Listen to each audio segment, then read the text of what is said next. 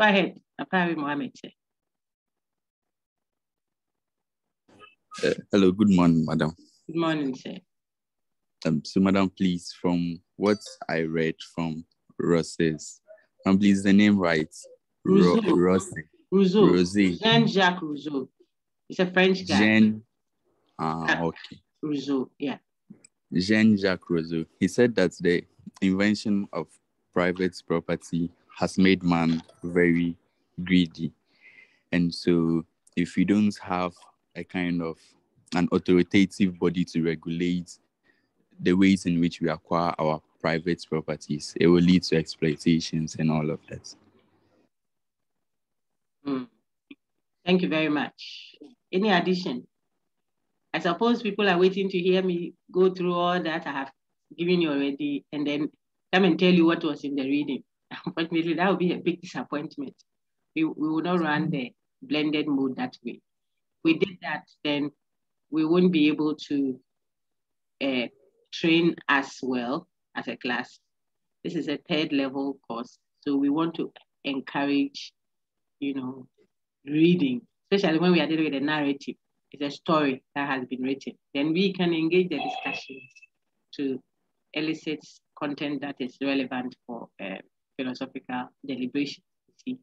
And so that would mean that the class would have to run the discussion, so to speak. Then I would pause and then emphasize something or throw a bit more light on something, or even better still, correct something that someone thought he or she had read. And that is how we can proceed progressively. So thank you, Mohammed, for that. Any other comment? I saw Ebenezer Parker's hand earlier. I hope it's still there. So go ahead, Ebenezer. Thank you, Mohammed. All right, Doc. I think Rousseau also argued that the general rule is supreme or is sovereign, in that it always aims to achieve the common good rather than pursuing an individual's interest. And so Rousseau said that the general will is always right and should not be disobeyed. Yes. Okay. How would you distinguish what he calls the general will, or if you like, pursuing the common good? How would you distinguish that from what his colleagues, Locke and Hobbes, were doing? What do you think he brings to the discussion on the social contract? I'm asking the class. Okay. Go ahead. Look, I think he tries to reconcile the absolute authority as argued by absolute authority of the state as argued by Hobbes. Very good. With that of the individual. Locke. Yes. And others. Okay. So my question then was, that's fine, but my question then was, what does he bring different? What is different in his social contract theorizing, so to speak? What does he do that you think adds to or is different from what Hobbes and Locke capture in their social contract?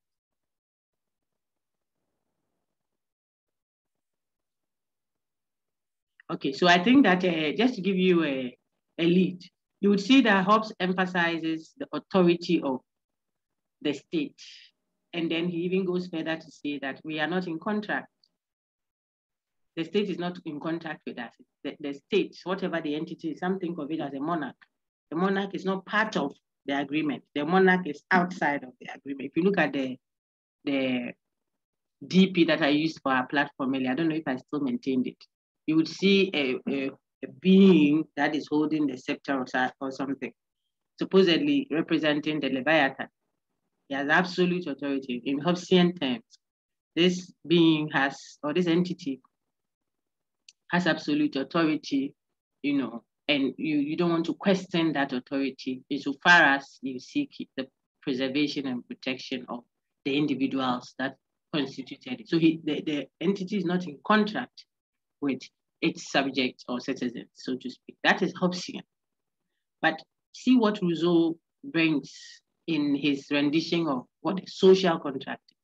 He thinks that it is the will of the people, the general will of the people. So he makes a distinction between the general will and the will of all, to show that that is what the entity called, the entity that wields power in the social contract should be thought of. We should think of the entity as that which is representative of the general will of the people, not necessarily some absolute master of all who regulate our lives, so to speak. So there's a kind of contrast, if you like, or different modes of emphasis between Hobbes and Rousseau. That was your task to discover, but I helped you as a class to see that. So I want you to take note, just in case you have to distinguish, or if you have to show where the various views overlap, where they differ or digress or converge, then you're able to do that. That is what we will try to examine you on, to see if you understood the text. And if you did, what your contribution is to the discourse. All right, thank you very much. Is there any other input on Rousseau so far? Anyone else wants to add something? We are 27, 2 people have spoken. If you add myself, 3 of us have spoken.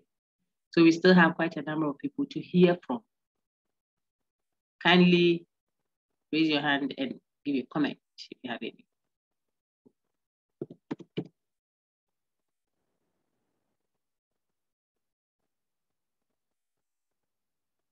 All right, so let's go through the slides. I think you are used to that kind of teaching, and it will not be too good for us if we continue like that, but we can only help ourselves with what we are able to do. Anyone read what is on the screen, please, go ahead.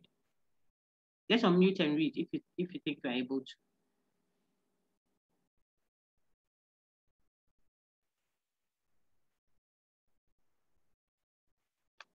Are there hands up?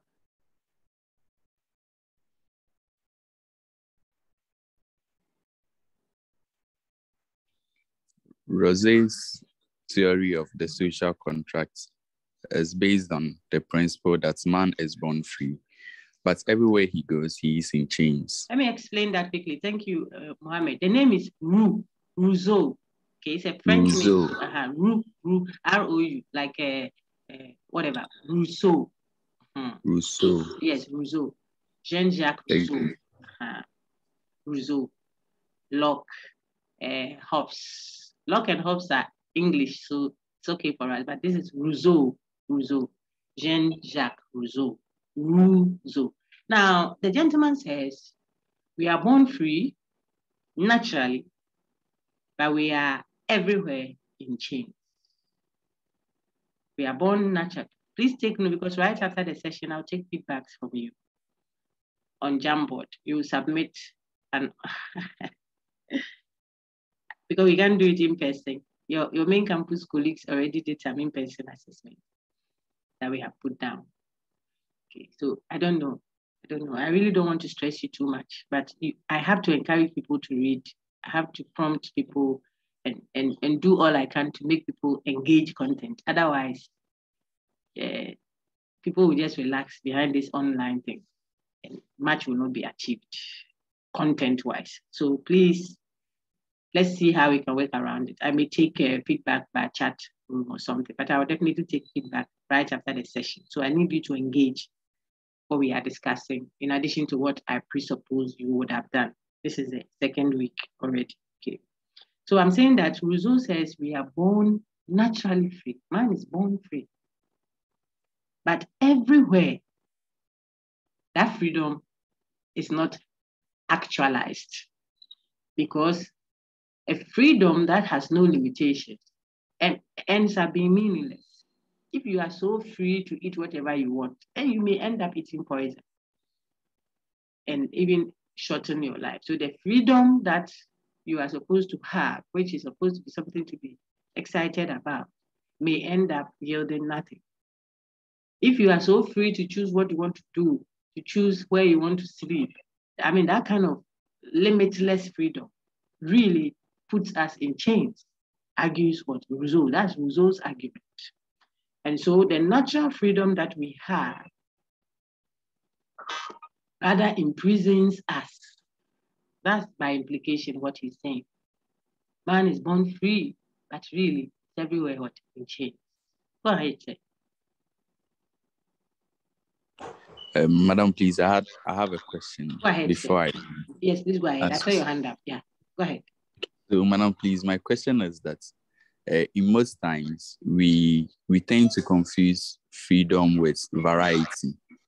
So, for instance, if I have various options to choose from, it doesn't make me free. For instance, I go to a restaurant and then I have a variety of choices. I could choose rice, banku, of jollof rice. I'm not kind of free to choose them, but I'm bounded by the options I'm having. So then my question becomes that is that's what Rousseau means. The name is Rousseau. Hey, Rousseau. If you don't mention the man's name well, I have an issue with it.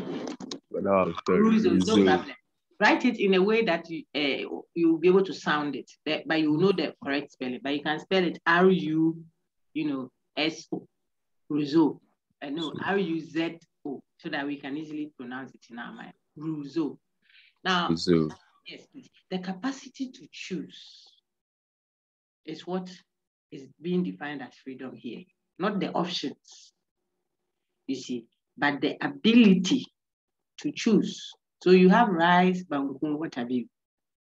You choose. So that ability to choose is what has been defined as what? Your freedom to choose. It's not the options or the alternatives of rice, jollof, and banku, but it is the ability to decide on one, even if restricted, is what we call or we label as your freedom, your will. That's what brings the debate between free willers and determinists. Where some determinists believe that even if you choose from a restricted set. So that freedom is not a free will. You chose freely, yes, but the freedom was compelled. So they think that yet still you are determined. Okay, so the freedom bit is the capacity you have to make a choice between A and B. The choices may be 1,000 or 2 or 1, but your ability to choose, the stone, as we think of it, is not a free entity because it doesn't have the capacity, the ability to choose. I don't know if that clarifies it for you. Then you can now do your philosophical debate on that. Yes, please. Thank you. Welcome. So we can go on. Remember what Rousseau says. Rousseau says we are born naturally free, yet that freedom, that unlimited capacity to do anything, really imprisons us instead. So what does he prescribe? So go ahead, the state of nature. The natural condition of man is a state of freedom and equality. There he goes. He also does freedom and equality, like the others have done. But what he means by equality may not necessarily be what he means, what Hobbes means by naturally equal, you see. Rousseau thinks that we are naturally equally free, we are naturally equal in freedom. Man, human beings are born free, so we are all born free. Hobbes thinks we are equal in the sense that we are all afraid of each other because of our potential state of war of all men against all men. This desire for vainglory, self-centeredness, etc. that we discussed. Because of that, we all equally fear each other. The rich fear the poor fear the rich. The strong fears the weak fears, because of the various strengths that we have and our desire to be on top all the time, and therefore the potential threats we are to each other, which makes the state of nature nasty, blah, blah, blah. That was Hobbes. So they are all talking equality, but what they mean, perhaps, may not be the same. Go ahead, sir. Man is neither constrained by repressive state mechanisms nor dominated by his fellow men. Naturally, we are not dominated by any other person. So that is what he means by freedom. There is no domination from any other human being. But in fact, we are so restricted by our own, like you are so free that you are an endangered species. You can freely decide to go and lie in the sea, for example, and drown. There is no restriction. That's the kind of freedom that he's afraid of for us. And so he makes the prescription he does. Go on, say. Rousseau. Yes. Well done. As, as population increases, man has new needs. Take note. The desire for new. And should I take it again? Yes, please do. I'll keep interrupting, so don't bother. When you get to a full statement, pause a little so I can, because your colleagues won't read. And if we are not careful, we'll just do then the semester has ended. So I have to walk them through. Go ahead. Yes. As population increases, man has new needs.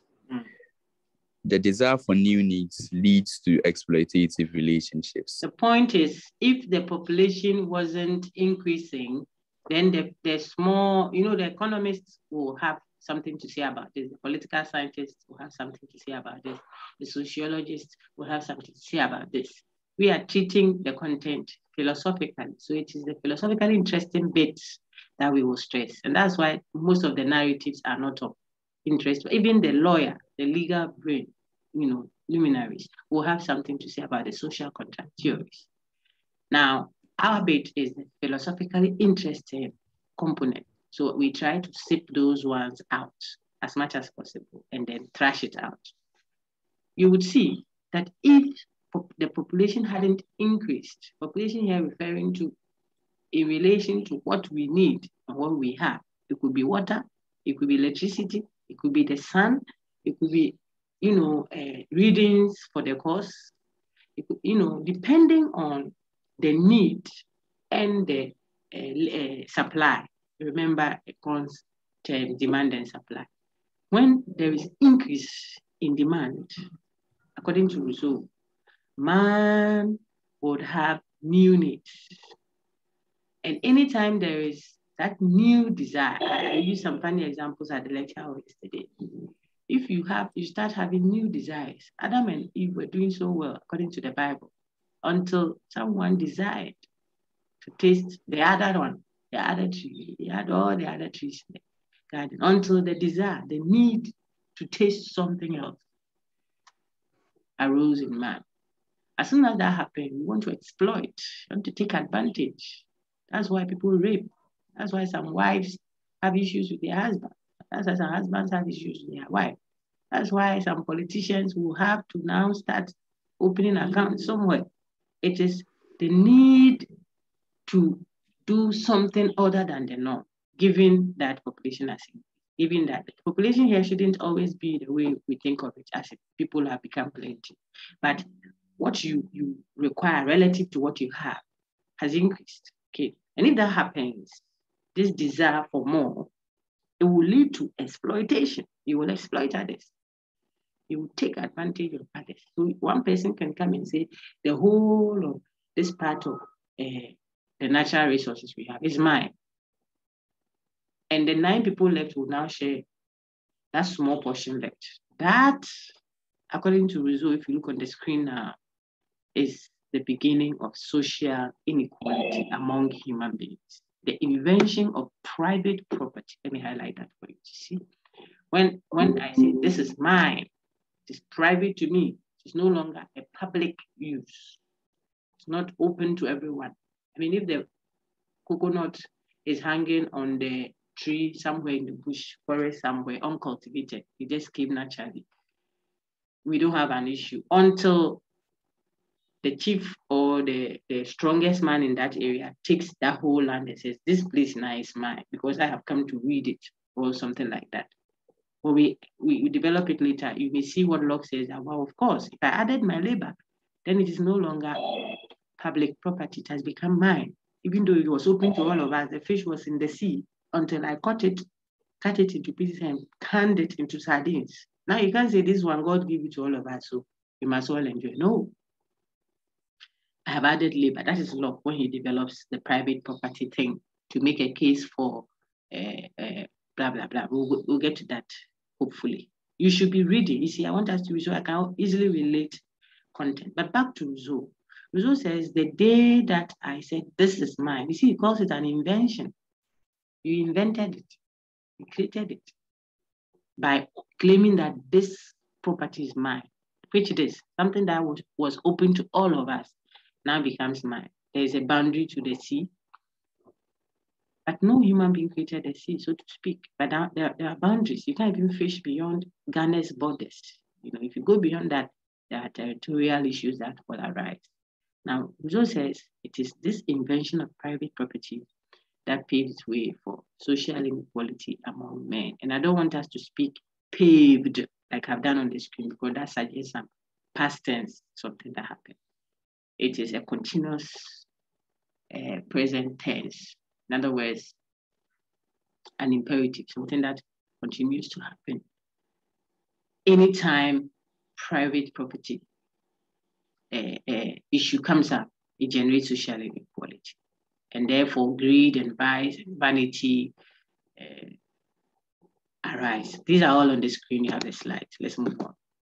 Why would men create the social contracts then? Why would men agree to come together to form an organized political setting where there will be some kind of regulation on what one can do and what one cannot do? Go ahead, say. Please read from here. Continual existence of this condition will mean the end of humanity. The only way to preserve themselves is to form an association or a new social organization through the creation of a social contract. Very good. So for preservation, we are preserving ourselves, from limitless freedom that eventually means nothing. In fact, it's even more dangerous. We seek to come into association so that some will not claim they own something, and therefore the other person cannot have access. That can be dangerous. So it's the same story, except that the emphasis for Rousseau and Hobbes and Locke may not be the same. Okay, look at what Locke says about why we need social contract at all. We need an organized setting to make laws, to interpret the laws, and to enforce them. Not that we are animals, so we'll kill ourselves. We've said that already several times. For Hobbes, we need it because if not, life is short, nasty, brutal, it's so miserable. See, not for Locke.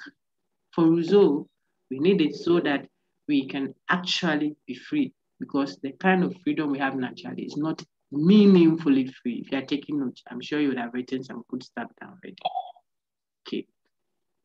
The freedom given to us naturally is empty because it eventually restricts us rather. Man is born free, but it's everywhere in chains. You should be able to put social and political illustrations in that to explain what Rousseau means when he says that and how that grounds in social contract philosophy.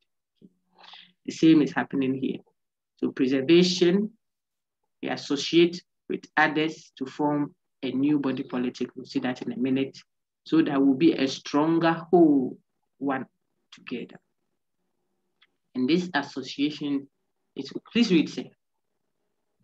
In order to ensure that everyone's right is protected and guaranteed, the contract must require each associate to alienate all his rights to the entire community. So the word is alienate, alien, make it alien. Alienate. So for each associate to alienate all his rights, make it alien to yourself. It means separate yourself from your right and give all those rights to the entire community. So each one will do that. I give mine, you give mine. This is a social and political philosophy class, level 300 City Campus. We can now become the new person, the person called social and political philosophy. So 304 City. When you come in, you will see Mohammed, you will see Nancy, you will see Packer, etc. But you don't deal with us as individuals any longer. When we contract, we become Ghana, University of Ghana, Field 304, City Campus. So it's the collective us And you see that sometimes you hear me say, we are going to engage us in this discussion. And that is coming from the thinking of the generalized whole. There are many, yet we are one body. And so if you touch one, you will touch the other. Yesterday, I elaborated a bit when I said there is a certain reasoning behind the idea that you have touched an American citizen, for example, in Ghana, in wrong ways. You touch them in wrong ways, and it can attract Air Force One to Ghana because of that one citizen that is considered American. You touch that one person in the wrong way, you have touched the entity, the body politic, the person called United States of America. That means there is an intonation of what Rousseau has like there. I hope that if you touch one Ghanaian somewhere, the whole apparatus of Ghana will come looking for you. Any questions? If you have a question, just pause with your hand up. I'll pick you quickly. Meanwhile, if you also want to, what is 1071-8819? I'll mark you absent too. I take attendance. Please, so put your full name there. Of course, I am even unable to tell if you are the one sitting there, that one day. But at least let's respect the protocols of that. Okay, so 1071-8819. Kindly put your name. You know how to do that. And if someone else wants to read, you put up your hand so that you can also earn yourself a mark. Go ahead, say, Napari. I don't see any other hand. So you can do as the Anis if you're not tired. Rousseau on the general will. Excellent. Go ahead. This means that each individual will be compelled to submit to the general will. The general will. Each person will no longer be on his or her own. So we will not have Nancy's right, Emmanuel Into's right, Parker's right. We will no longer have that. When we submit and create the contract, create a new person. So this contract aims at creating a new whole. Take note. Creating a new person altogether, a blend of a new person, not several wills that have been counted and put together, but it will be a total blend. Think of what I said with the individualism communitarianism debate. Then I said you won't have, say, several individuals who have all come together to form one body politic. No. Rousseau's mind or his presentation of the general will suggest that you have a blend. So we have mixed up in a way that you don't easily pick one and not the other. You don't have NDC view, an MPP view, and CPP view. No, you will have a Ghanaian development agenda. So even with all our diversity, when we submit it to the general will, we will have Ghana, University of Ghana, Field 307, the Church of Asimesi or Bentin, and how they do it. That body politic together is what he's calling the general will. There was a hand up. Is it to read? I mentioned you Into.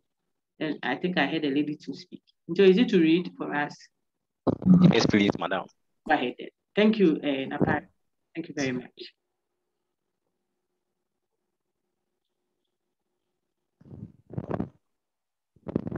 Into, go ahead.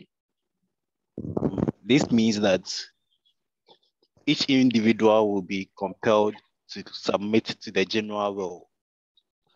The general will differs from the will of all.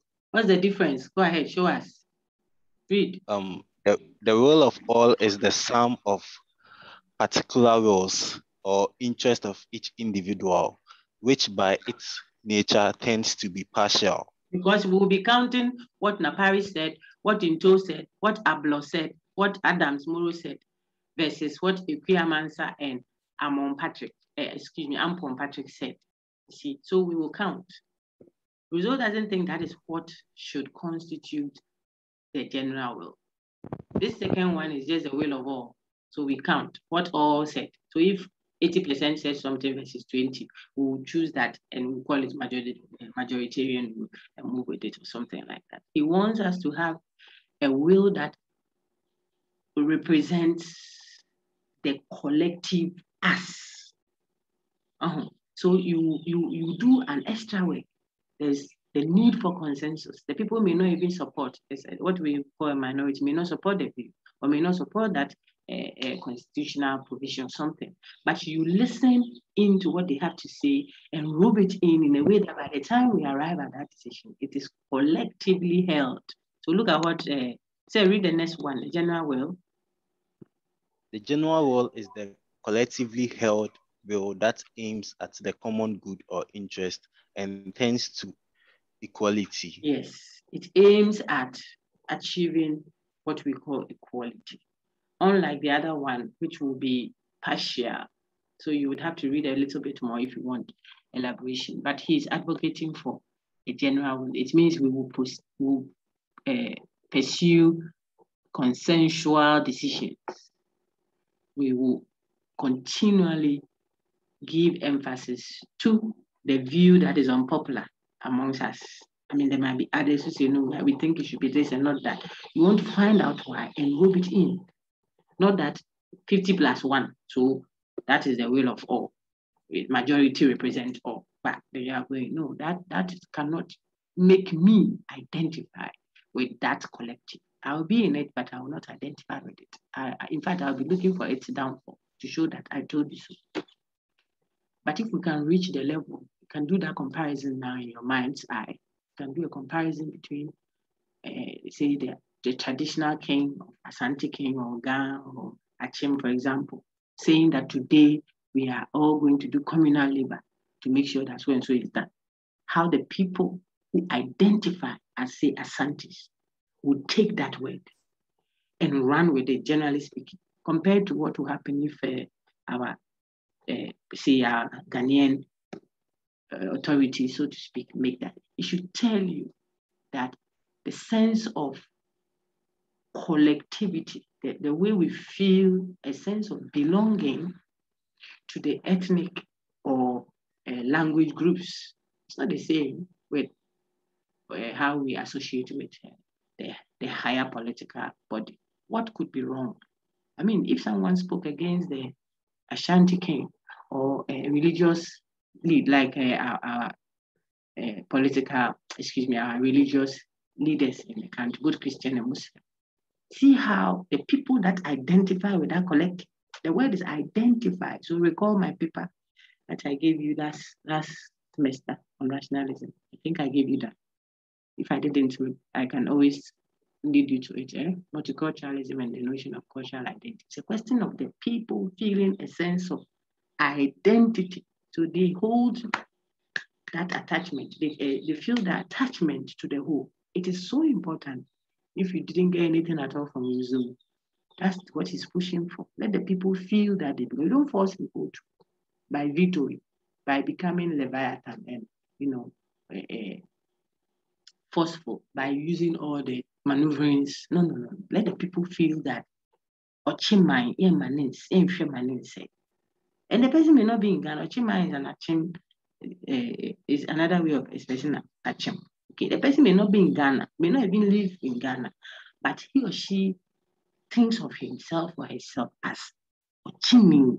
And so he might be far away, somewhere in Afghanistan or Zaire or somewhere, and still will pay his dues. He will come home during festival. He will come home and say, this is our festival.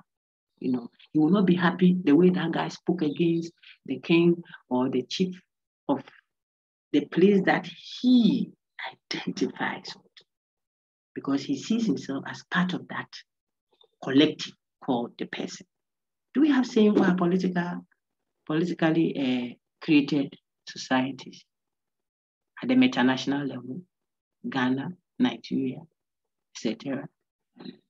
Rousseau talks of the will of all versus the general will. Which one do we project in our contract currently, socially and politically? Over to you, Joe Latte. Can we move on now? Yeah, go ahead. Nature of the social contract. By the social contract, one loses his natural liberties and the unlimited right to anything he wants and can get. but gains civil liberties and the proprietorship of all his properties. This is Legal very titles. important. Yes, this is so important. I told you about what Rousseau says we have naturally. We are naturally free. But this natural freedom or natural liberty is actually restrictive. It puts us in chains, but it's empty. Freedom that has no boundaries doesn't make you the proprietor, the master of yourself. You didn't choose it. So your civil liberty, that's what you get in organized society, civilian. When society is organized after a contracted setting, so we have a social contract and we are in a political setting, you will now have civil liberties.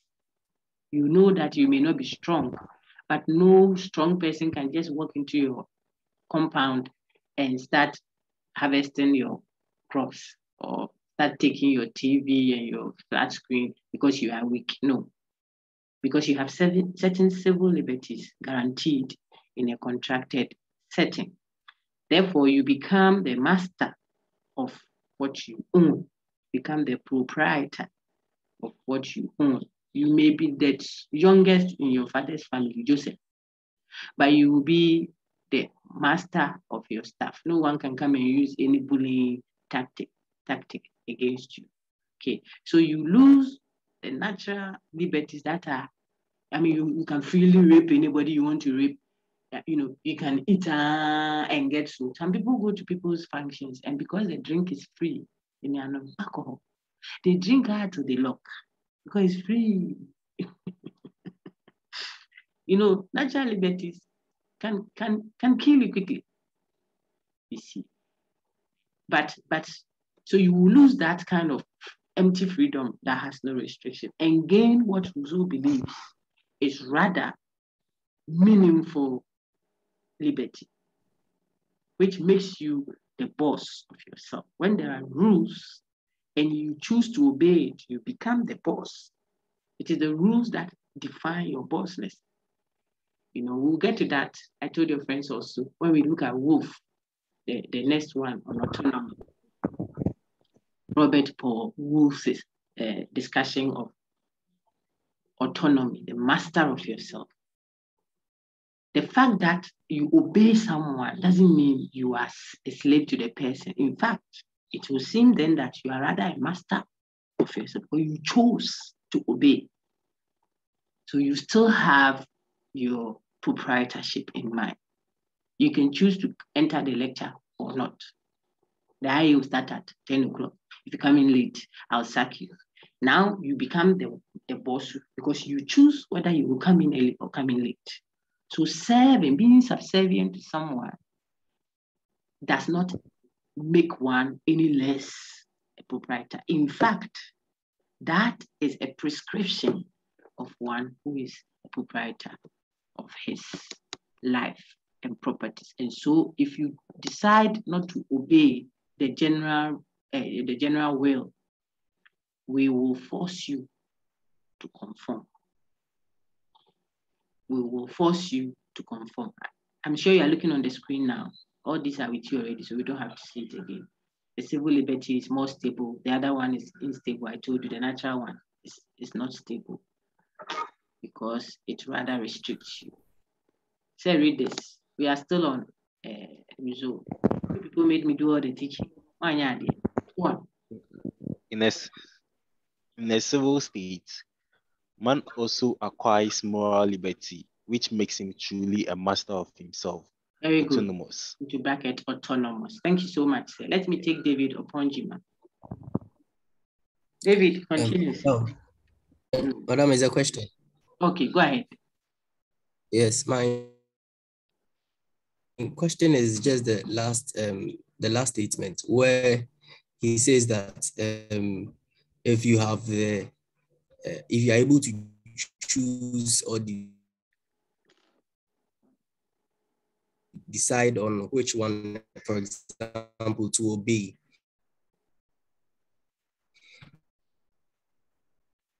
then you are actually a master. And in such a situation where you are there are laws. If you don't, you'll be punished or something. Where I think the last statement says that you have to be forced. Are you really free in such a situation?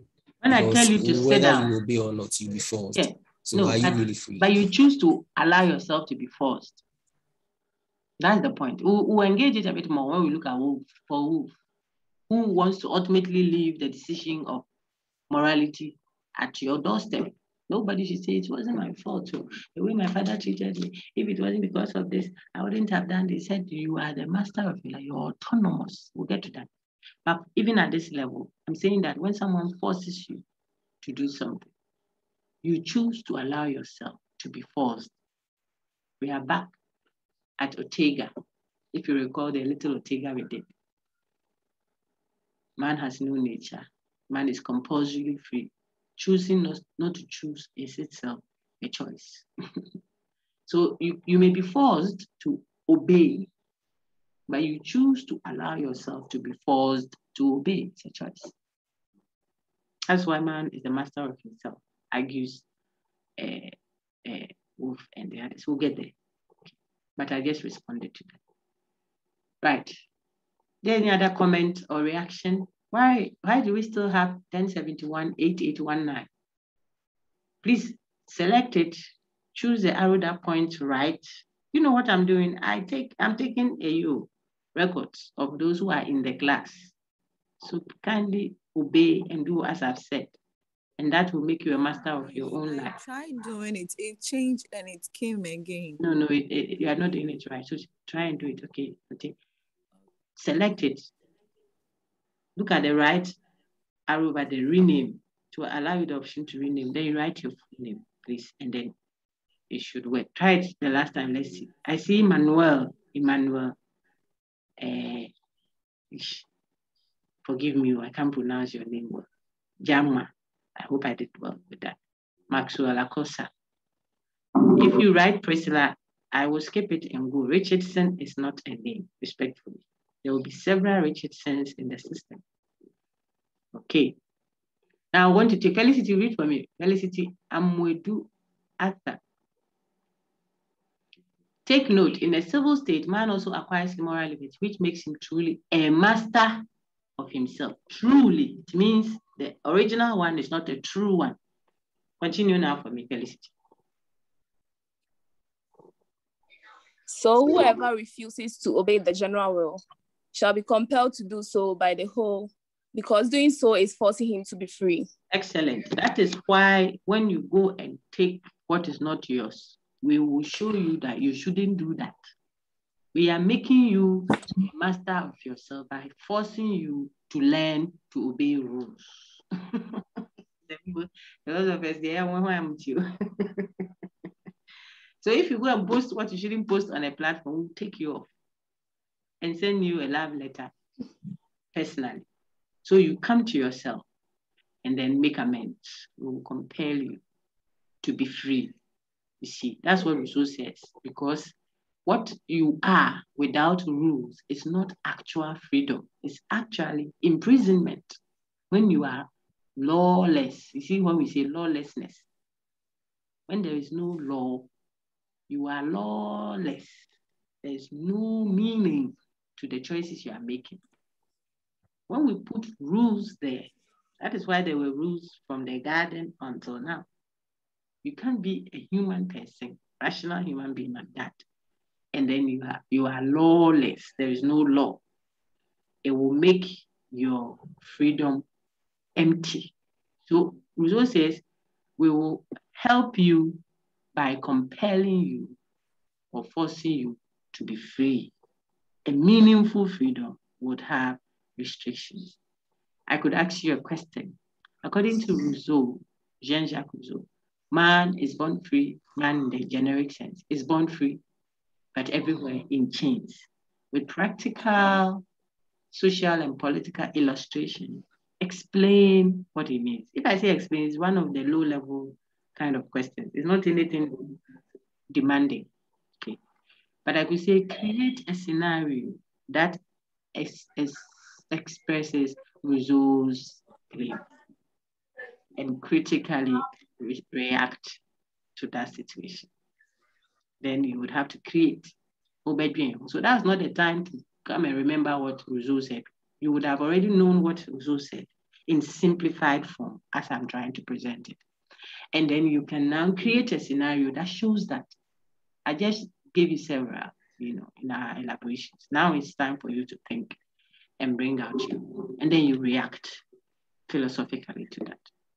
Francisca says, Madam, please, Francisca Lamte, I'm from main campus because I had a class. Now, the new public person. This new public person that is formed by the union of all other persons is called a republic or its member state. Block your view. When thinking several things on the screen. So if I do, prompt me. Elijah, please write your full name. Hey, maybe I am crying. Go ahead, Auntie. I won't prompt anyone again. I'm sorry, but I think 1 or 2 or 3 should be enough. Write your full name down so I can take records that you were present, at least per our Zoom session. You, Auntie, finish up. Its members call it a state when thinking of it as passive. Hold on. So this new public person, I have elaborated on that earlier.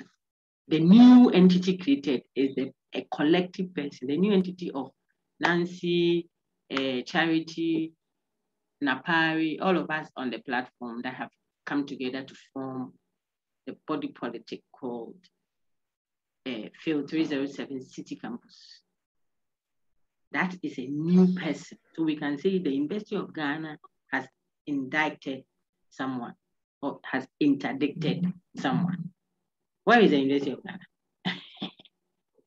is the totality of all of us, lecturers, students, buildings, systems, whatever, all put together. You can't arrest University of Ghana, but you can arrest the system called University of Ghana and sue it because it is a new public person created. Ghana, our beloved country, Ghana, is a new public person in the terms that Rousseau uses it. Created out of what?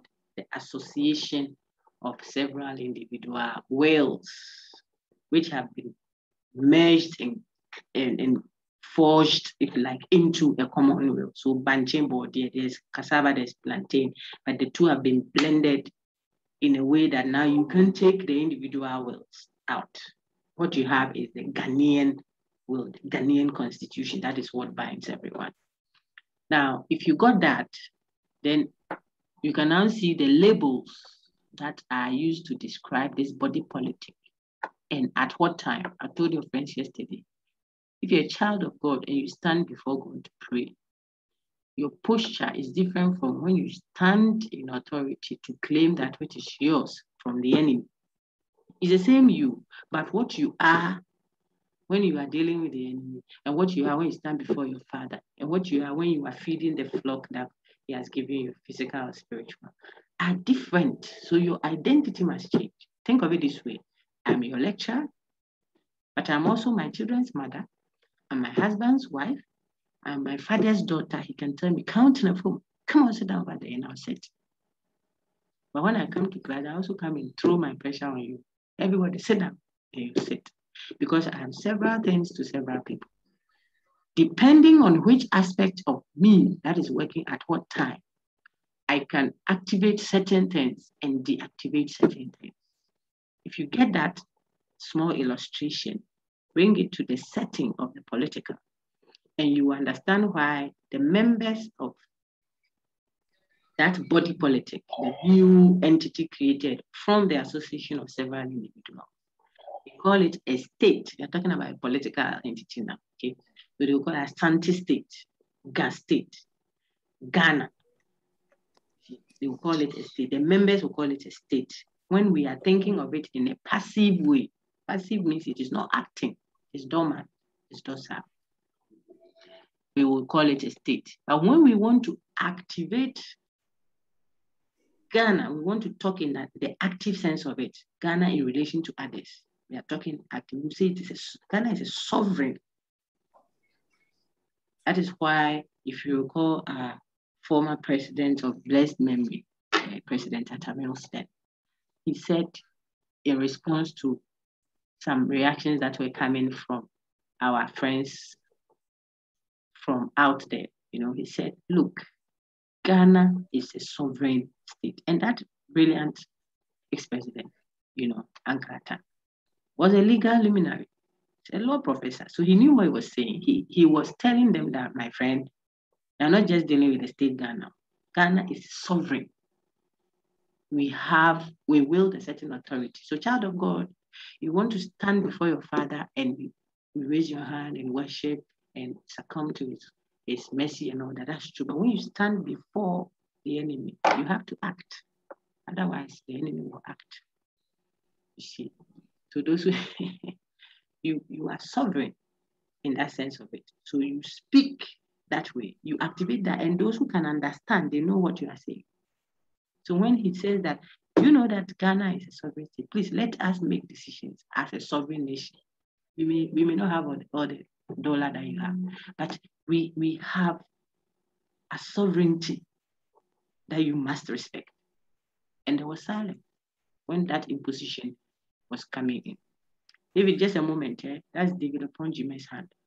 Now, when Ghana or the state is comparing itself to others, then we describe it as what the power. So you see that some nations call themselves even what super powers. You have the G8 and the G12 and the G30 and the G213 and G something. Why? Because there it is power past power. That is a comparative referencing of one to the other. So because when they cough, the whole nation, the whole world is quiet. Even United Nations sometimes becomes toothless because that state is not just able to activate itself as a power, but activate itself as a sovereign, but is able to compare itself to others and show you that you are sovereign, I'm sovereign, but sovereign no be sovereign all the time. In other words, some are powers that be. All right. My dear, read. The public person.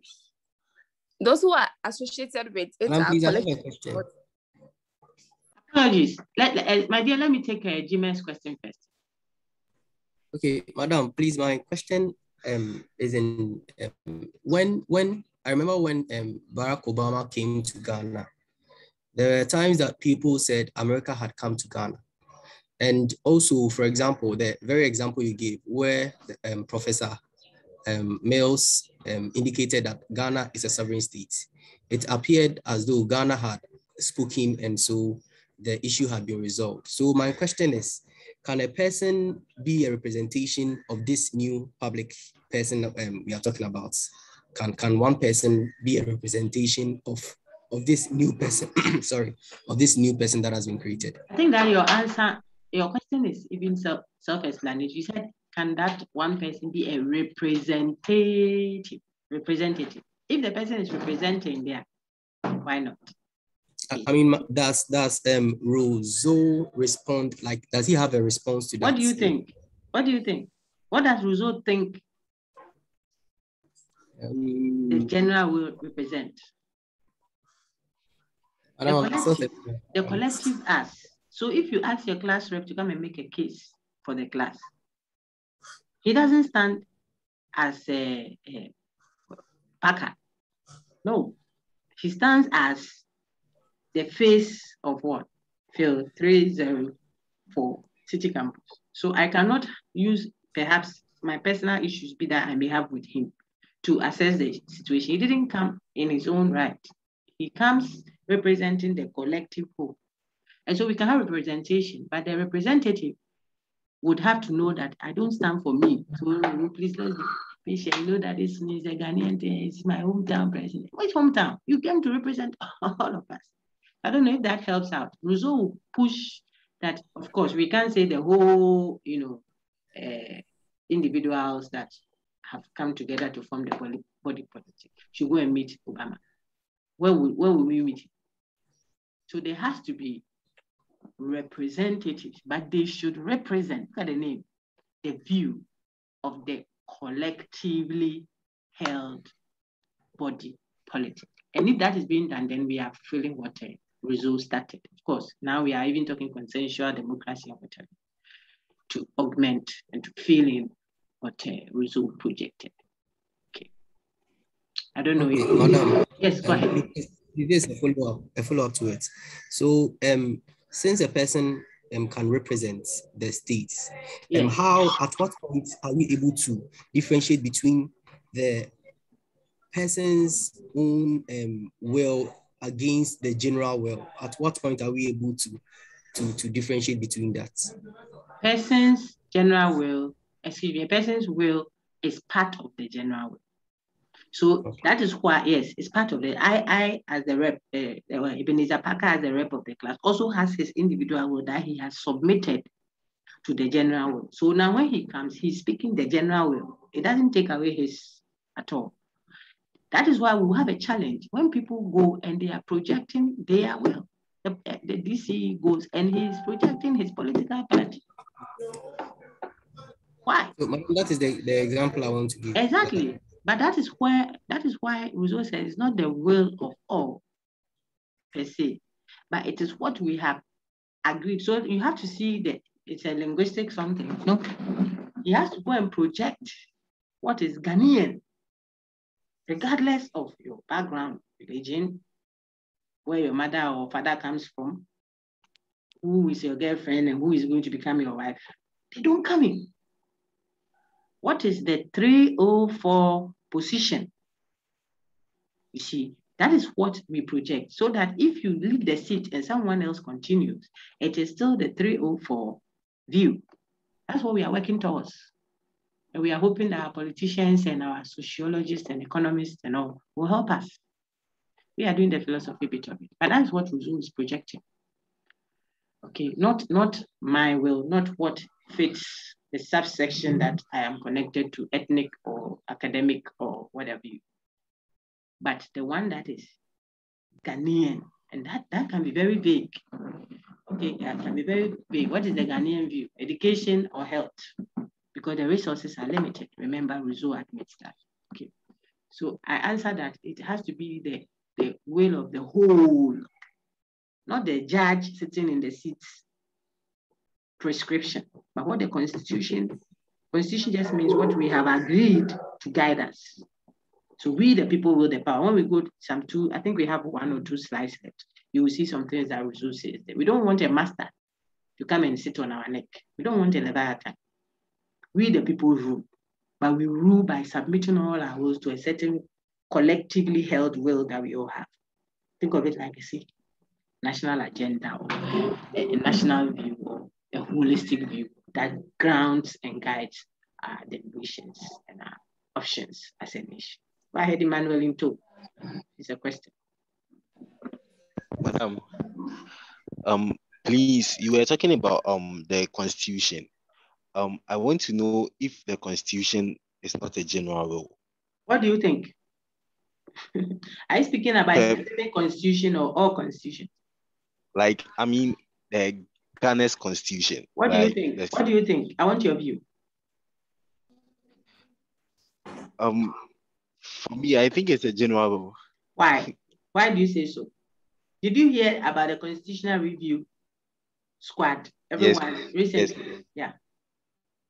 Okay, recently.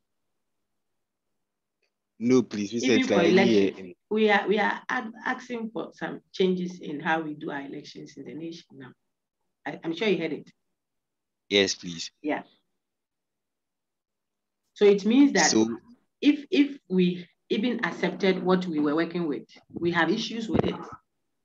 So suppose that were the will. The will just means a statement of what we want done, what we prefer, for example. Let's think of it bluntly as such. It means some of us think, no, this one, we don't agree fully to it.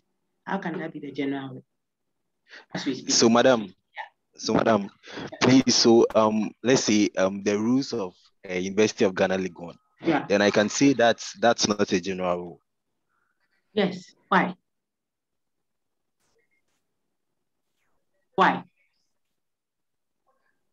Because I think that's also been something that was written by a particular body. But that is not that doesn't make it that is not a reason to say it is or it is not. We didn't say the Ghanaian constitution is as it is now, not necessarily Rousseau's general will, because it wasn't written by us. Why are you in it?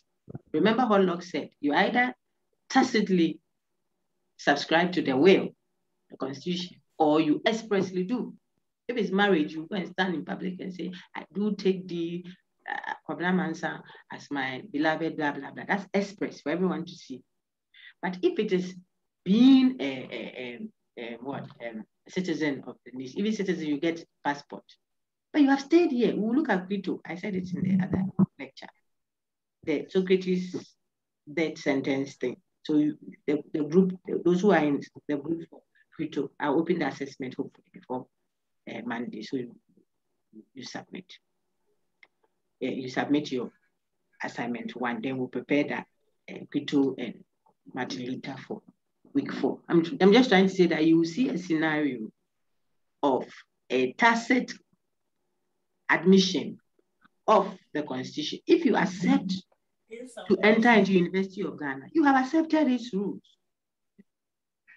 But when you are in it and you feel that there are constitutional provisions that allow you to suggest that, oh, you can't let us, look at me, I have not gone for vacation. Since last academic year, there's no vacation for any faculty teaching. But students go for vacation because of the need to make the academic calendar work out. And then the COVID, we are not in normal time. So it can't be the norm for UG. So you may not even want to, we are more concerned about our students and their welfare, obviously, you see. But the faculty cannot be overlooked. And I don't think anybody intends to do that. But that is what is happening. There's no vacation. Tell me what I went. I just finished marking thousands of scripts alongside preparing content and assessing research papers and doing administrative stuff, responding to student keeping of his and it has been concurrent.